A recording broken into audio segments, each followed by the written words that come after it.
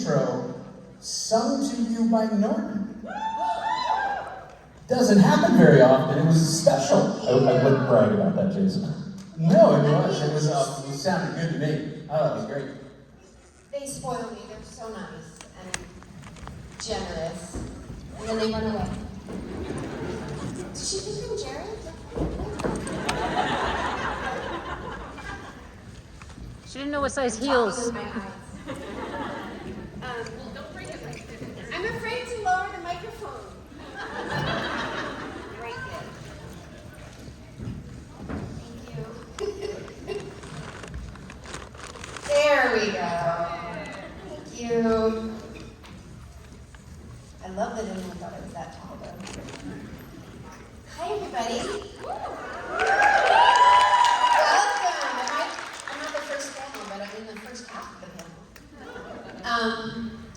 Welcome to DC. I say that like I'm from here.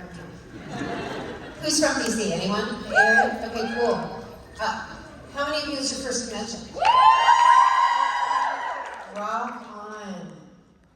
And I'm so sorry. No, I'm kidding. It's awesome. I hope you have the best time. And just as a little reminder, we're all here for you. We, they, everyone, we're all here as a group effort. Hydrate, eat your snacks. Make sure you sleep. Ask Kimbra, she'll know. There's like some kind of formula, like a 636, some kind of numbers. Like you're supposed to have a certain amount of food. 621. 621. So 6 hours of sleep. Yep. Two food experiences and 1 shower. Okay, I would like to add like 5 bottles of water to that. Me, I may have the 6 meals, 2 hours of sleep. Regardless, work it out, make sure you get all those things in. But I hope that all of you, some people are brave enough and come alone. Did anyone come alone? Way to go. So if you need anything, look to raise your hands again. All of you people who have been here for a while, look at them. If you see them walking around like this, please help them. Highlight your schedule.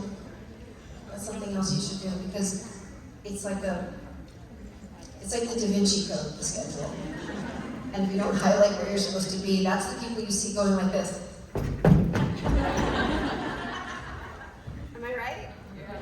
Yeah, they're like, I had it so. So anyway, I haven't been here since 2017. That's the last time I was on the microphone. 2017 was the last time I was here. And it was freezing. My husband and my son came with me and we did like a bus tour. And I have pictures of us and all you see is our sunglasses behind a scarf, hat, coat. And for some reason we sat on the outside top of the bus. Anyway, yesterday Jake took me and DJ on a walking tour. A surprise walking tour. We had some dinner. He's like, let's go walk and look at this thing. Like 2 hours later. We got to see a few of the sites and it was beautiful. We ended up at like the Lincoln Memorial and the waiting thing, and it was so hot I wanted to jump into the thing, like Robin Wright and Forrest Gump. I was like, don't think you're allowed, so you can do it. But I love the city. It's beautiful. It's a beautiful, beautiful city. And you are some beautiful, beautiful people who may or may not have questions for me. Are there questions? Listen, everyone, calm down. All right, well, I'll just keep talking. I've had too much coffee. I'm trying very hard to stand still. Oh, look, now there's questions. No? Yes? Yes. Hi Sam, I'm Marissa. I'm a first-timer and I'm from Germany. And Yes! I met you in May at the Purgatory Convention in Düsseldorf. It was Yes. awesome. Hi, nice to see you again. Thanks. And my question is, since fan fiction is one of my absolute favorite episodes, is there a musical you would like to play a role in? I'm so sorry, I didn't understand the question. What is your favorite episode? Fan fiction. So is there a musical you would like to play a role in? Is there a musical? If. let's just be clear, I can't sing, and I am a very poor dancer. But if those things were not true, I would like to play Fantine in Les Mis, because I love sad things for some reason. Also, if I was ballsy enough, I'd like to be one of the leads in Chicago. Both of which require extreme singing skills, and Chicago obviously requires dancing skills, so I continue to buy tickets and watch them like all of the rest of us. Thank you. Thank you.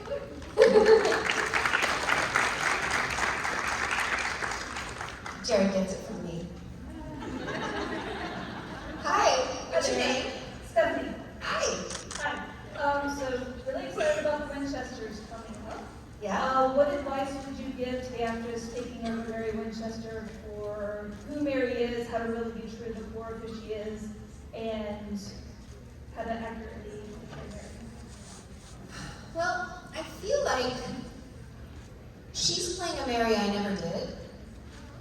So I can't really tell her how, because even when there was younger Mary on my show, it was Amy, right? So I actually sort of the opposite. Like I just want to see what she does, because she can start from wherever she wants as long as she sort of ends up at an overlap point, you know? One piece of advice I could give her is to make sure you wear the stunt pads, your knee pads, your elbow pads, your shin guards, your hip pads, whatever it is that they give you. Don't be a tough guy like I tried to be. I'm like, I don't need that, and I do one take, I'm like, can I have the knee pads? They give them to you for a reason. That I learned quickly.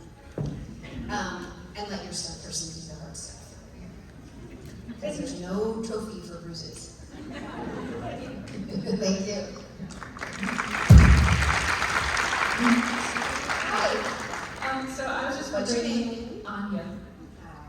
Hi. I was just wondering, as you know, somebody who came, a recurring guest star as like a hallucination as it goes, how did the experience change when you were, back and living on the show? Oh, well, a lot. So after season, I think it was season 7 when I came back as Eve. I didn't come back for 4 something seasons. I was like, well, clearly they can't. There are no other ways to bring me back. So when they did bring me back, I thought the show was over. I thought they said, "Do you want to be in the finale?" And I'm like, "Aw, well, 11 seasons was great. Good job." And the producer that I saw like a week later was like, "Hey, what are you gonna do next?" And I'm like, "What do you mean?" The show's over. He's like, "No, is it? It's just the season finale." I'm like, "What now?" And he's like, "Well, yeah." I'm like, "Well, what am I doing?" He's like, "We're not sure, but you'll be back next season." And I believe my exact words were, "Why?" And then I was like, and honestly, I don't think they totally knew. They knew they wanted to bring me back, but I was like, "Am I a real person?" They're like, I'm like, "What am I going to do?" "We're not sure." I'm like, so about 3 weeks before we started filming the season, they called me up. They called me up and they're like, "How much flight training have you had?" It's like, I used to beat up my sister. And so they sent some Krav Maga instructors to my house, which went terribly. It took me like 2 or 3 lessons to figure out how to stand not like this. It was terrible. And so they got me some really good stunt people, and I did a lot of training. But so all of that stuff had to do with, like, now I'm a live person, and I have thoughts, and I have feelings and opinions, which many people didn't like. But I love being able to flesh out Mary as a whole person, and not just the canonized perfect mom in a nightgown and on fire. Like that was a very limited role. And then every time I came back was very specific as well. You know, even if it was like, what did we call her, Scary Mary in the Heaven episode where she's like, I never liked you. And I was like, I'm so sorry. So much nightgown and so few shoes. So to bring her back it was challenging actually. So as Mary was learning to be back to life in the world with computers and giant suns and angels in her midst, I was trying to learn how to play Mary as a whole person. So it was like a chase, like chasing it, right? She kept evolving and I had to catch up, and it took about halfway through season 12 before I felt like I landed on my feet. And I guess it kind of worked because she didn't know what was going on either. But yeah, it was fun. It was really fun. I think the boys were like, is she still here? She's here all the time.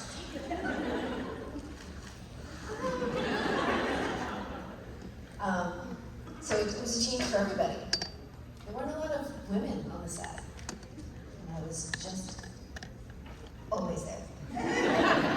Especially that first season back. But it was good.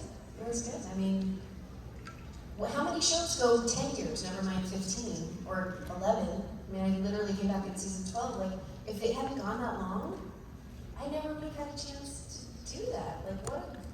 Like, how lucky was that? For me, but for the show. Like, they could do anything. They just kept going, kept going, kept going. And they'd be like, I don't know, let's do this now. Like, because they had time. So it was amazing and a gift. And you know, someone the age I was doesn't ordinarily get handed an action role. They've never done before. They're like, here, do this. Like, this is my machete? Cool. I've got a gun, I've got a fast car, I've got, like, apparently room in my pockets for angel blades. Like, anyway, it was great. I probably will never get to do something like that again, is my guess. So at least I got to do it once.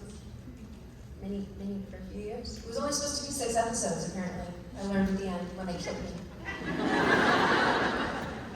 Hi. Hi, I'm Pete.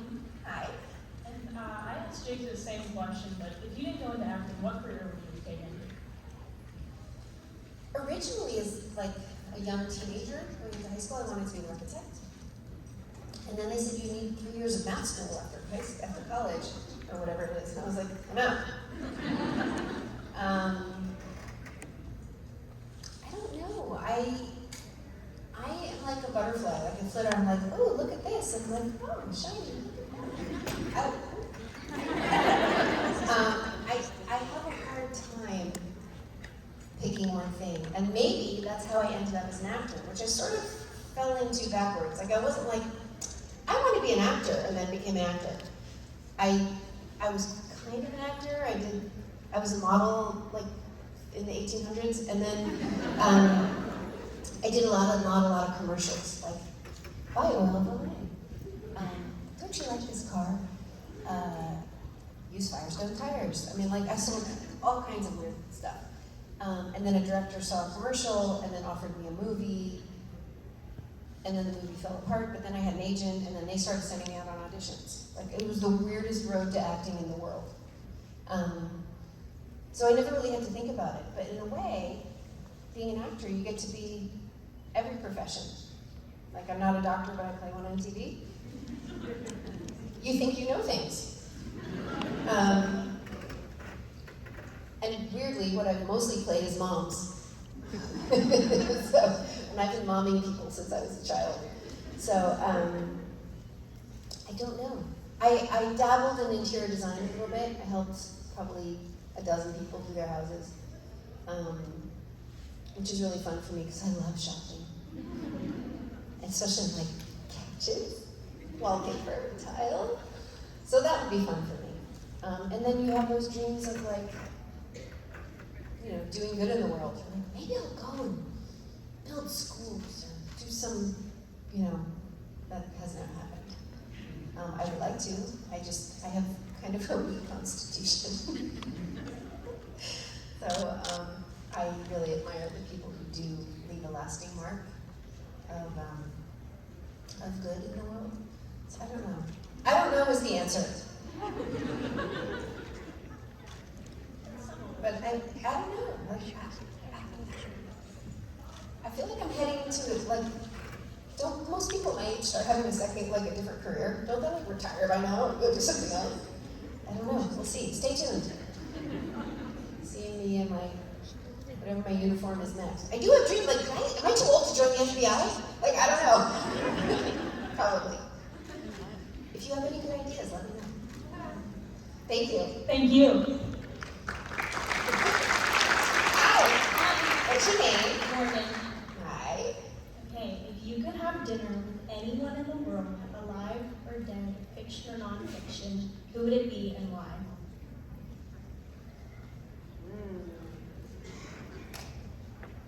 Let's see. Audrey Hepburn comes to mind.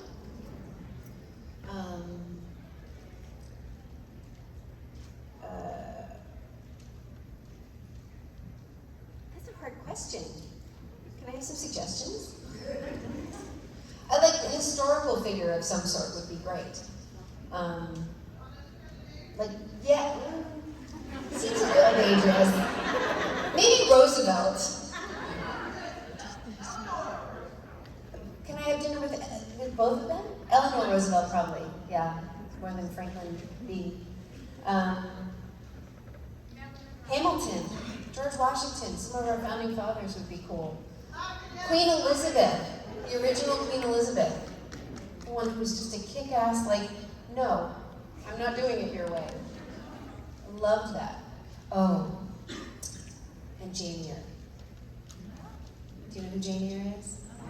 The lead character, like the original feminist from like way before anybody knew what that was. The Bronte sisters. Now we're gonna go down a whole rabbit hole. Wonder Woman. The new Black Panther. Has anyone seen that new trailer?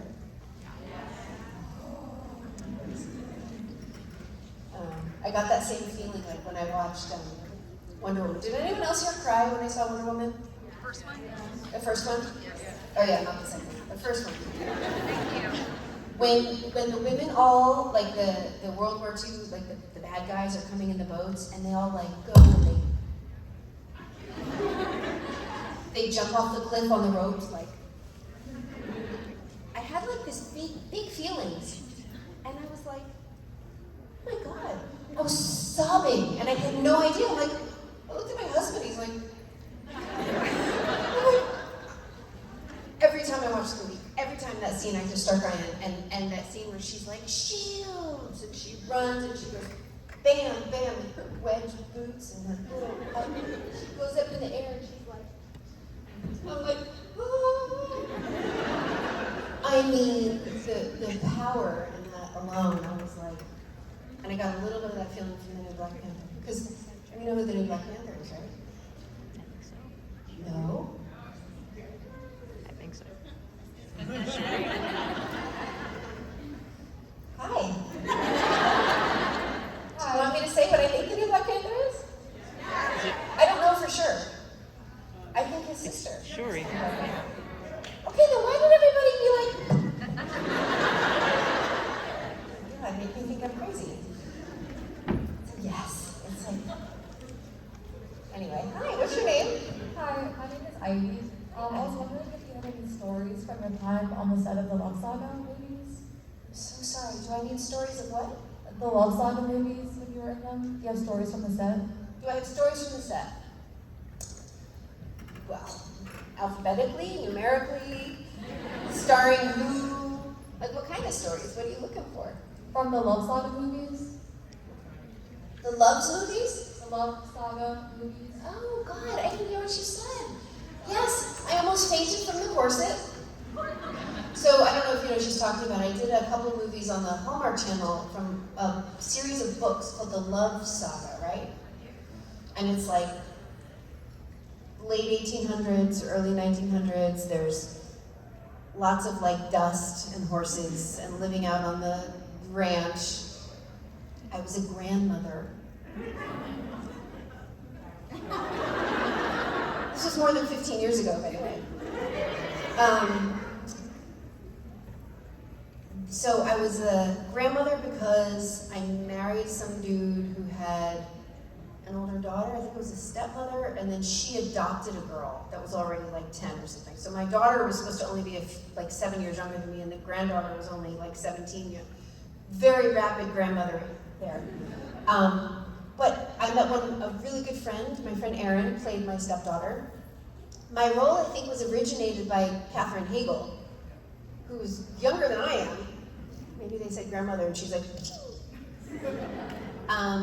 but it was super fun. Like, it was a couple weeks each out in the desert. And my friend Kate, I met my friend Kate, who was she's such a badass wardrobe person. And she was the costumer, and it was my first time ever having corsets. And I was like, I don't know if you've ever worn a corset, but it feels really good when you put it on and they make it nice and tight. And then you're in 95-degree heat and you're trying to breathe.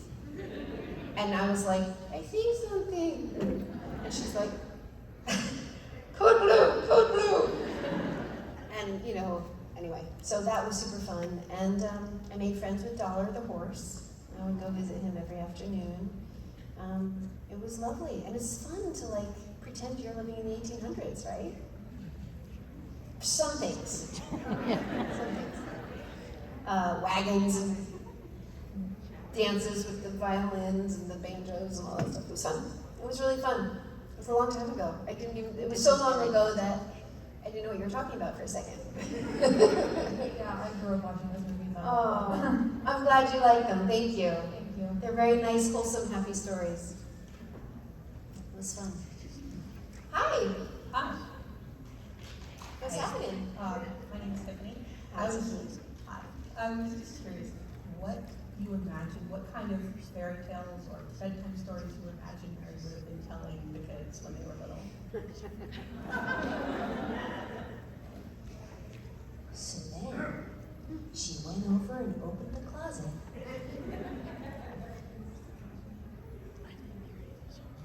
I don't know, what do you kill the closet monster with? Flamethrower? Well, it depends on what it is, right? So you're holding the machete, the salt, got some kind of silver bullet on your hip, you see a little kid open the closet with all this stuff.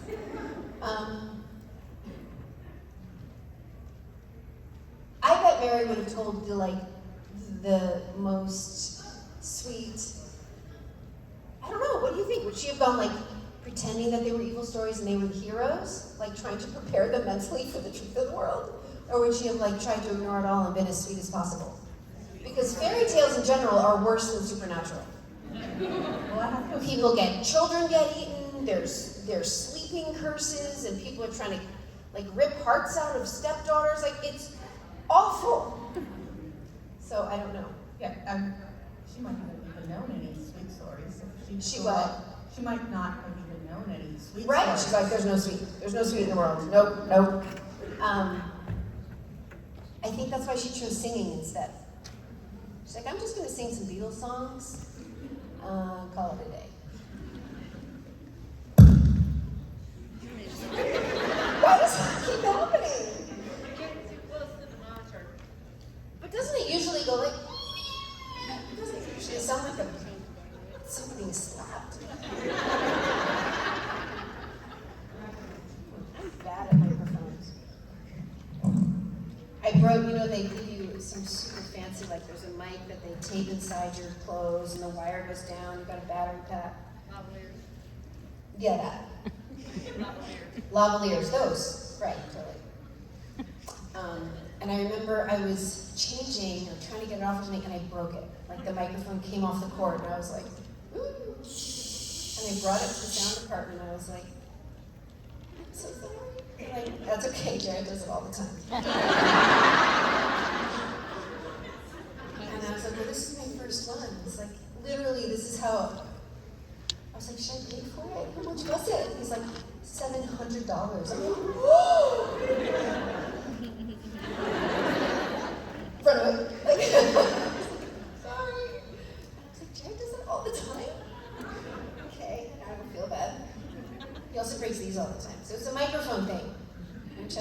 microphones, right? See, and I keep trying to walk away from him. I'm gonna stand right here. Hi.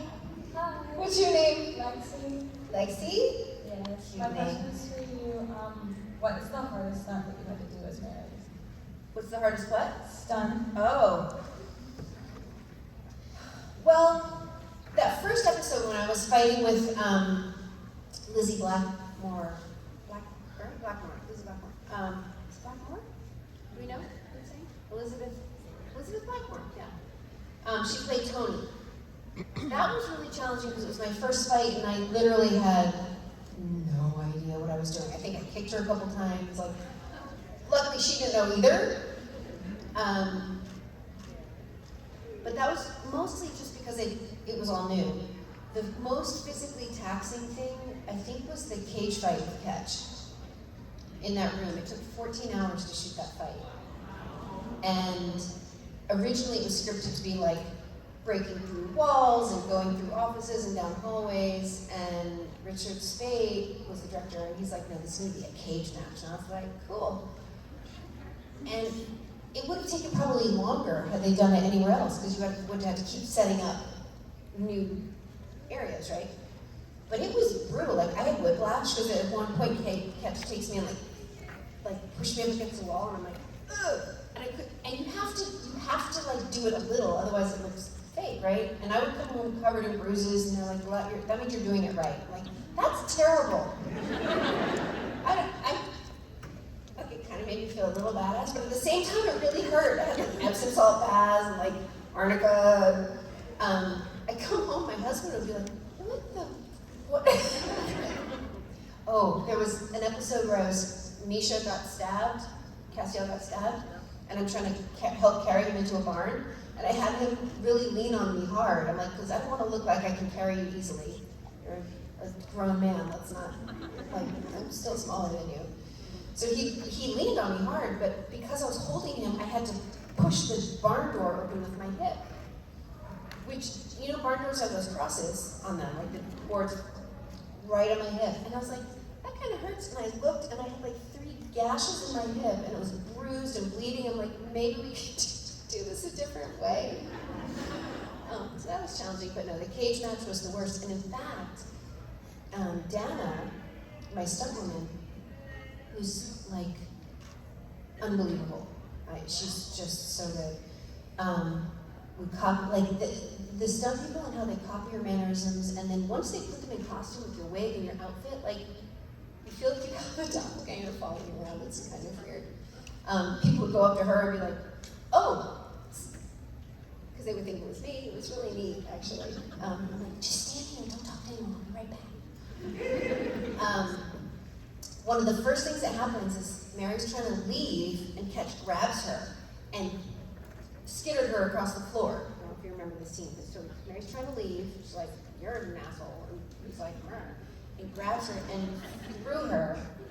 And so the way you do stunt scenes is the 2 actors do it together, and then but don't really do any of the throwing and falling and stuff. And then the 2 stunt people for each of us will do it. But then they also do, like, I would do stunts with David's stunt guy, and David would do the scene with my stunt girl. So you can get all the angles, and they make it look as much as possible like it's really you.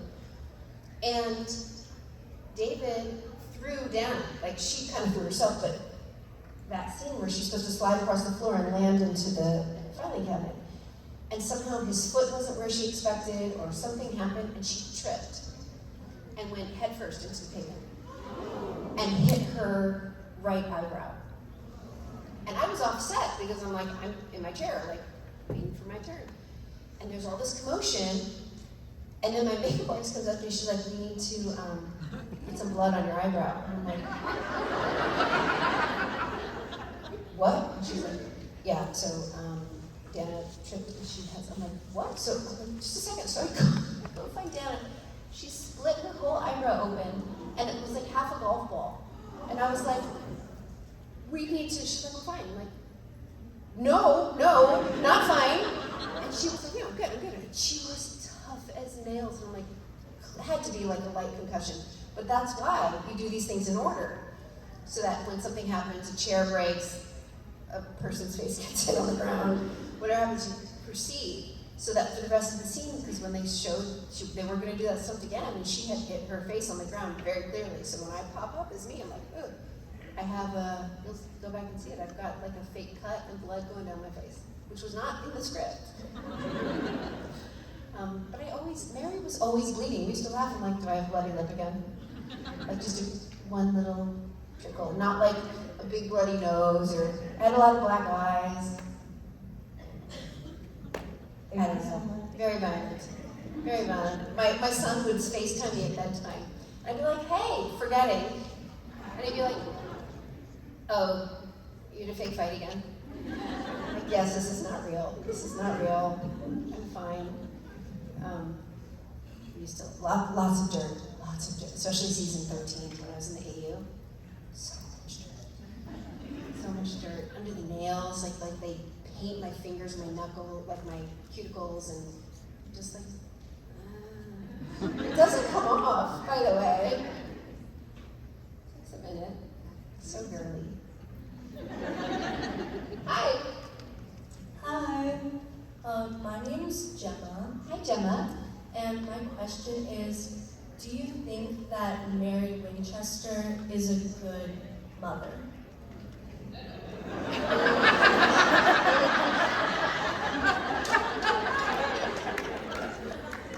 I'm just going to go out on a limb and say that I don't think you do.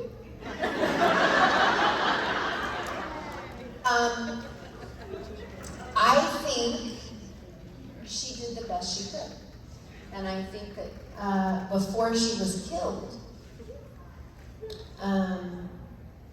yes, I mean, she didn't make her own meatloaf, but she took care of those kids. She loved them. She was hunting on the side, which was a little reckless, but saving other people's kids. So that was something. When Mary came back, I think Mary took a lot of heat, especially after that third episode back when she took the journal and pieced out.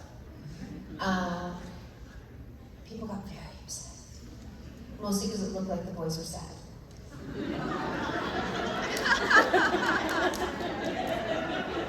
I'm not wrong.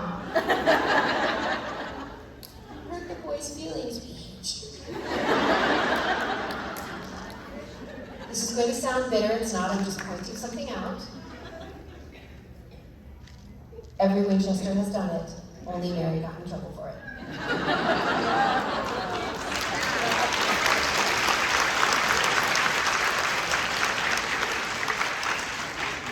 John got in a little trouble for it. But every Winchester, it's like a family trait, sacrificing themselves, putting themselves in danger, being secretive for the greater good. Like, everyone does it. Mary fights with the men of letters to make a better world, and she's the worst person ever. Whatever. Mothers do what they think is right, not what's popular. So,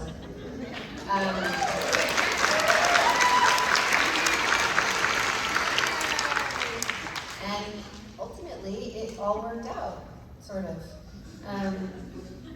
Listen, she did over-mother Jack to her own detriment.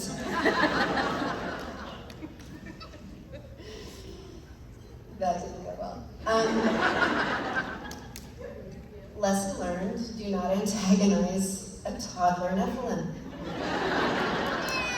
Tantrums and bad things. Exactly. You know.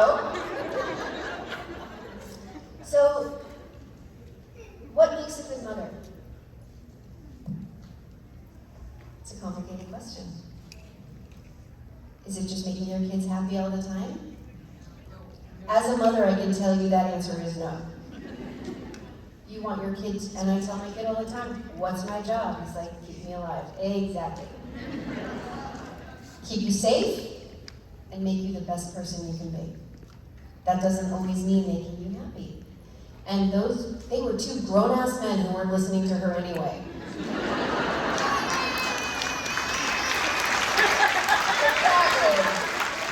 So she took that journal and went off to make herself a whole person so she could be a full person for them. And that's okay if people didn't like it. I agree with her choices, I understand them, and as playing Mary, I had to understand them, because I can't disagree with what I'm doing, because I'm her, right? So yes, I think that she was the best mother she could be, and there are so many different kinds of good moms. You know, mothers who work, mothers who don't. Single moms, moms like, mothers who are remarried, mothers who, there's a bajillion ways to be a good mom. And I think that she did what she did for her boys, even to her own sacrifice, willing to let them not like her, to do what she thought was the best for them, and I think that's being a good mom. She couldn't cook for shit, but other than that, she knew where to buy stuff. It counts. She was probably a bad housekeeper too, I don't know. But that, actually, when Mary came back, I was like, am I going to be like sweeping the bunker? Like, what am I doing? And they're like, no, you're going to be fighting. I'm like, and by the way, if Mary had come back and been like, who are we hunting today? In the back seat, like, hey, slow down, turn down the radio. Like, come on. She wasn't going to be a third wheel. She was going to be an equal partner. And that took a minute. They were mad. Life goes on. They were pretty mad when she got blown up. And then they carved her name in the table. Which was not in the script. I don't know if any of you have heard this, but when I went to go do the looping, which is when you go and like re-record some of the dialogue or add some off-screen lines or whatever, PJ, the post-producer, came in. So you're in this booth and everyone's behind glass. He kind of came in. He's like, wait, I want to show you something. And we're watching the screen, and I'm just kind of standing there. It's, just a room like half the size of the stage with the screen. And I'm looking. He's like, I just want to show you the end of the episode. I'm like, okay. And it was very emotional for me. I didn't want to leave. I knew why Mary had to go. But they panned down to the table and I saw that Mary's initials were carved in the table. Burst into tears, sobbing. It was my last looping anyway, right? I was done. And he's like,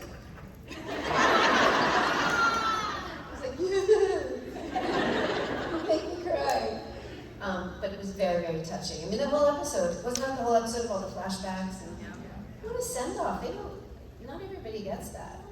And on set, my last day, I could come in early, and they're like, oh, no, we're gonna have you do lunch now. I'm like, my lunch is, I'm not even through hair and makeup yet. They're like, no, go have lunch now. Okay. So I go down to the lunch tent, and I walk in, and everyone is in there. The crew, the cast, producers, like the office staff, everyone. And I'm not the only one they've ever done this for, but they made me a highlight video of my whole character on the show. With music, I'm crying, they have a cake. I was like, now I know why you did this before I went through hair and makeup. I'm gonna need like an hour to recover. Exactly. So, I forget what the question was, but there you go. Thank you.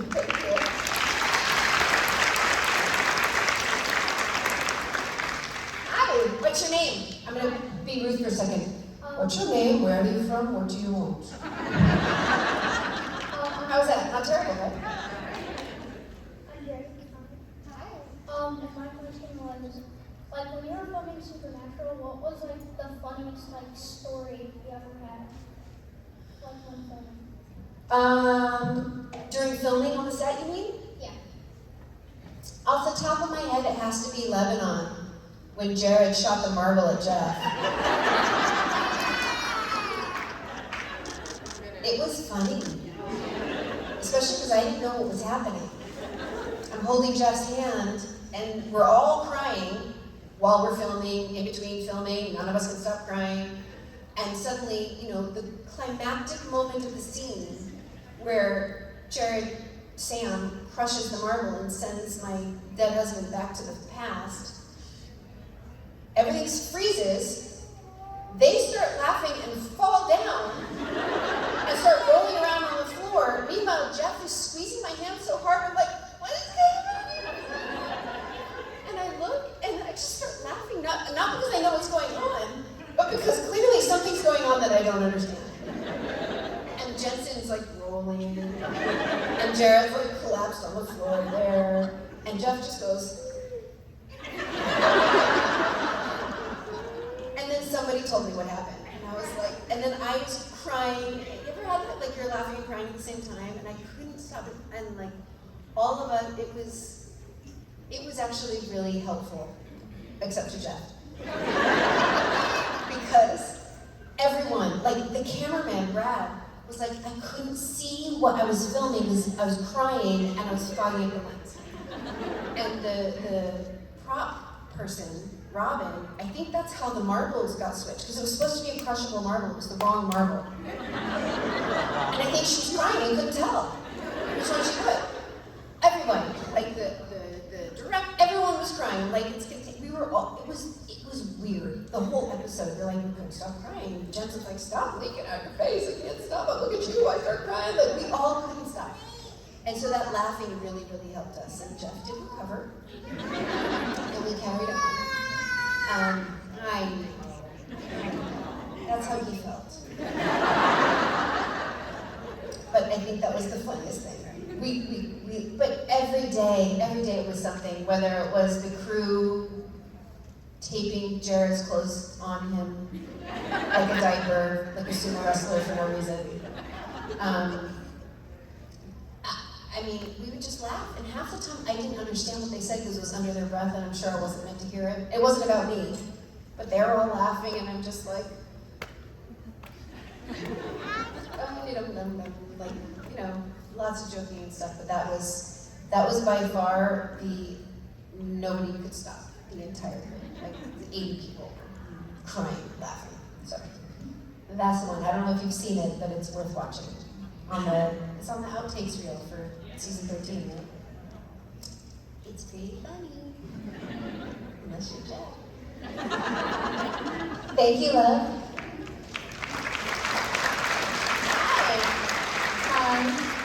My name's Dawn. This is my first con. Welcome. Thank you. Normally I go to concerts. That's what I usually spend my money on. Well, we have both here. This is true. I was wondering if you have any concert memories you could share. Any what? Any concert memories that you've attended that you could share? And who you've seen? Oh, so many. Because I'm old. One of my favorite memories is I went to a Sting concert at an outdoor amphitheater in Los Angeles. I mean, Sting, are you kidding me? For all of you under 30, he was the singer of a band called The Police.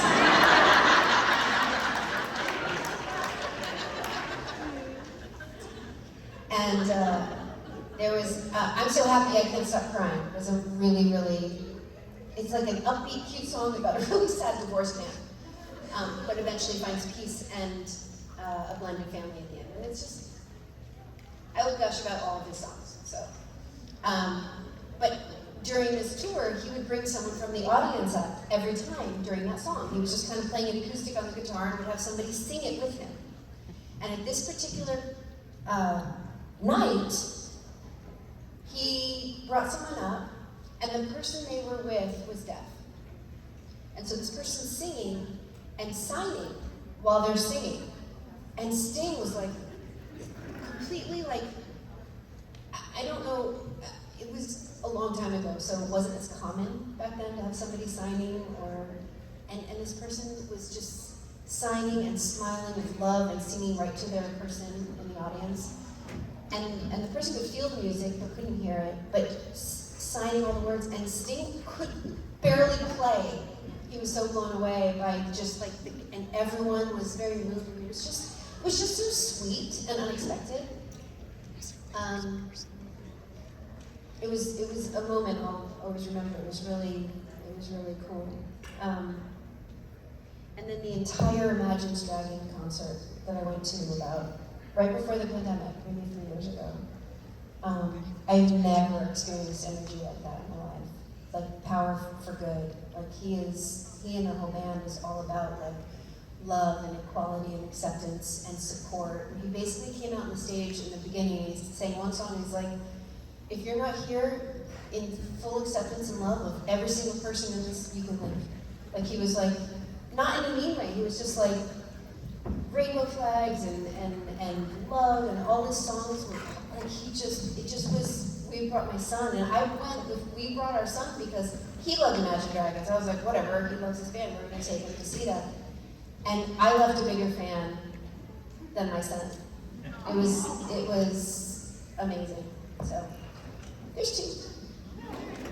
Thank you. Sam, how was it? I don't know. They may be a little bored. I don't know if I answered the questions. I tend to ramble. Sounds like they loved it. Because they're very polite. I love you guys. Thank you. Ladies and gentlemen, please tell Sam how much you enjoyed that. If you would, give it up for Sam.